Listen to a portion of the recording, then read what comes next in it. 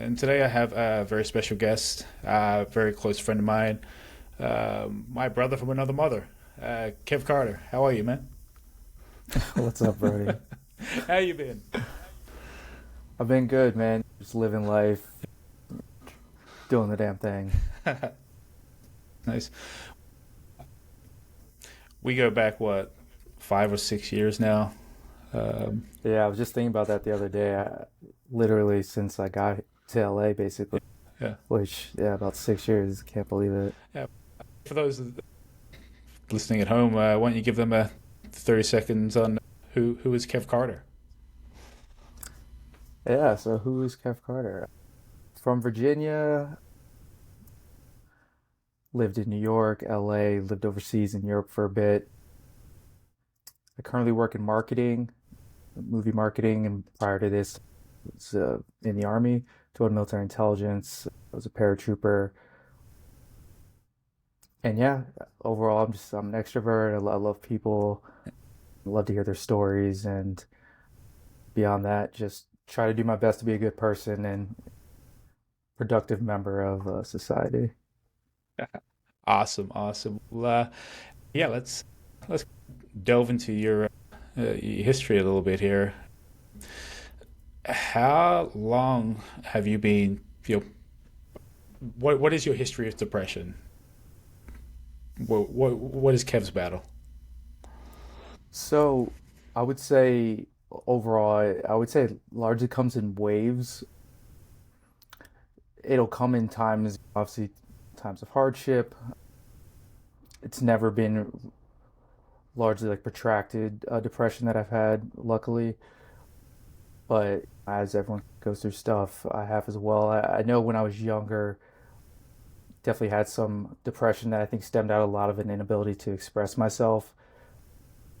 I think I was just young and saw grown-ups talking a certain way and wanted to express myself, and then just realized I couldn't. Maybe at that time I was just too dumb or something, so I would get frustrated. And I think that led to a lot of that, which led out to lashing out, and got in trouble a lot in school when I was younger.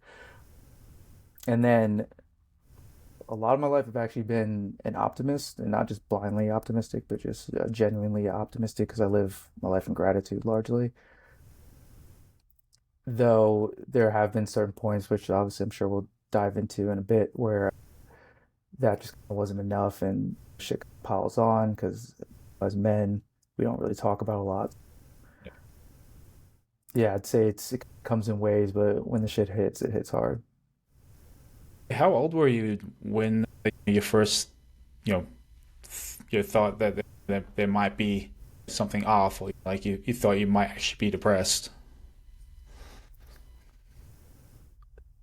I don't particularly remember how young I was. I do remember I was put on like some type of medication. It wasn't for a long time. It was also like I have like ADHD and stuff, so I was being put on like Ritalin and all this clonidine or whatever the hell it was called. And I know it was all right around that time. Definitely as like a elementary school age, like young elementary school, is probably my first bout that I remember with depression. So, being in the military, man, thank you for your service. We talk about this a lot, but how much did that affect your mental well-being? Not just being in the military, being away from your friends and family, but also coming out. You know? Yeah, that's a lot to unpack there. I will just preface this where I'm not a combat veteran. Yeah. I'm not someone that has seen my brothers and sisters like blown up or anything like that. I have a lot of friends that have, unfortunately, but I do want to just preface that, not in any way to diminish what I've gone through. Just I think a lot of times when people hear veterans and depression, that's just where their mind goes, and Yeah. it's a lot more to it than just that. I think as joining the military, I was someone that grew up in the DC area. The military was always present in my life. The Pentagon was, 15 minutes from my house. And then you go in with this, you basically rip open your shirt and just have the American flag banner on your chest, and you're just gung ho, ready to go. Yeah. But the realities of the military are a lot more difficult. And also, let me say, I in no way, shape, or form regret my time in the service. I look back upon it very in a very positive light. But there is a lot to it that is just incredibly difficult. Things like you mentioned, like being away from family, incredibly high operations tempo, so just like constantly training. As I mentioned, I was a paratrooper and I was stationed in Europe. I was there 2013 to 2016. So that was like at the height of ISIS and Russia annexing Crimea. So we were just constantly busy traveling to a different country and just always away from home. When you are home, it's great. You're eating pasta and drinking wine, but every other moment you're basically have no control of your life. So that alone was quite a bit. And then getting out, I tell people that I was stationed in Europe and Italy, and they're just like, "Oh, it was so cool." And tell me, let me tell you, it was freaking awesome. I was over there for about 2.5 years, and you even forget how to be an American when you're gone for that long. Like you lose your ability to even know things like inside jokes and what's culturally sound at the time. As someone who's an extrovert, when I got back and went, moved to LA and was just going out, I actually found it difficult to make friends for the first time in my life, which was really difficult for me because I just, I was saying things that were off color. Part of that was military because, you're just more direct. Everyone's shooting the shit and just says their stuff. So part of that was actually like corrective assimilation that I needed, but a lot of it too is literally just not even understanding what was happening in America at the time. That's pretty high level, but those are definitely some of the things that I struggled with. I know when we first started becoming friends, like you were trying to figure out what is your next step after leaving the military. What are you going to do for a career? Like, how much of an impact in that no sense of direction had an impact on your mental well being and your depression? Did that play a big part? Yeah, absolutely. As you're as you're getting out of the military, they do have a lot of like programs and everything to help you reassimilate. In my case, I felt it was a bit more difficult because we had to start that reassimilation process still in Italy. So by the time I was out, like I still had basically just put in context in about 2.5 years, I'd only been home for maybe a total of 15 days, I think. Even just reassimilating and going through all the training, it's still just not the same as being in a place and being able to get a coffee with a potential future employer or just start to reconnect with friends, hug them, and all that. It's just a different experience. I think overall, it's just definitely challenging, is a way to put it for sure. I yeah, I think I remember some of those moments.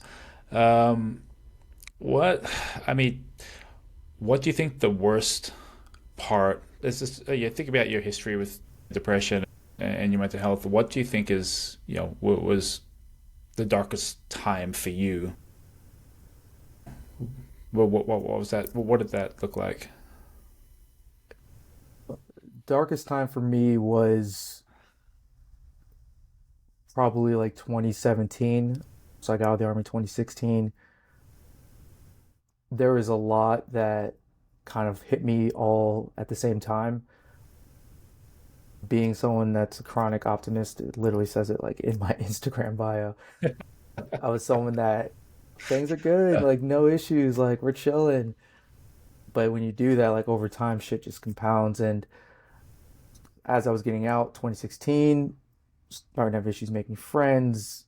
That's starting to hit. Not in a career that I loved. That's starting to hit. Left that career. Started to go to school. Never loved school. I was glad to go and get my master's and everything, but it wasn't easy at first.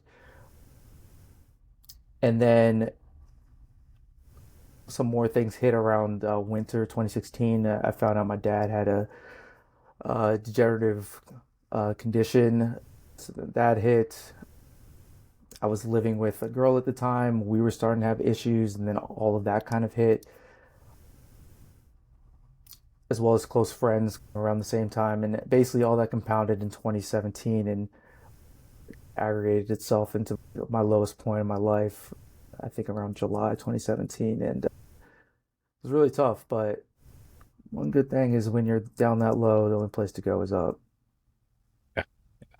Let's So you talk about all these things that are happening in your life all at one time.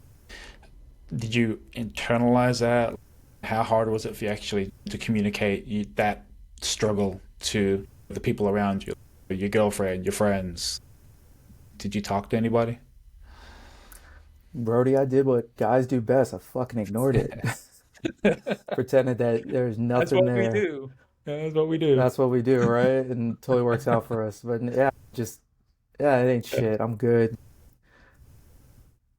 Yeah, just acting like it's not there basically. And just trying to look forward, but that stuff behind you, it always catches up. What about coping mechanisms? Was it alcohol, anything like that? Was it, or was it just like just beating yourself up? What did that look like? For me, luckily, I'm pretty blessed where I don't have too much like an addictive personality, I guess you can call it, or so like substance abuse has never really been a huge issue. Substance abuse in the sense of I feel like I need a drink to feel better. I need to smoke this J to feel better. Of course, I've done those things. Like I felt like shit and went out with friends, or felt like shit and Yeah. took an edible or something. But luckily, I've always been able to just stop if I ever needed to. You did hit on like beating yourself up. That's something that from my lowest point that I learned. That's one of the biggest lessons I learned because not only was I going through a lot of shit, I was beating myself up because I was going through a lot of shit. Like, I was starting to feel down, all this. Like, I was like, dude, fucking man up. You're good. Like, why are you feeling down? And just really internalizing that, like, beating yourself up. And it's incredible how much lower you can make yourself just by what you're telling yourself in your head outside of all the external shit that you're going through. So that was one of the things that really fucked me up. That was one of my biggest takeaways from when I was going through everything.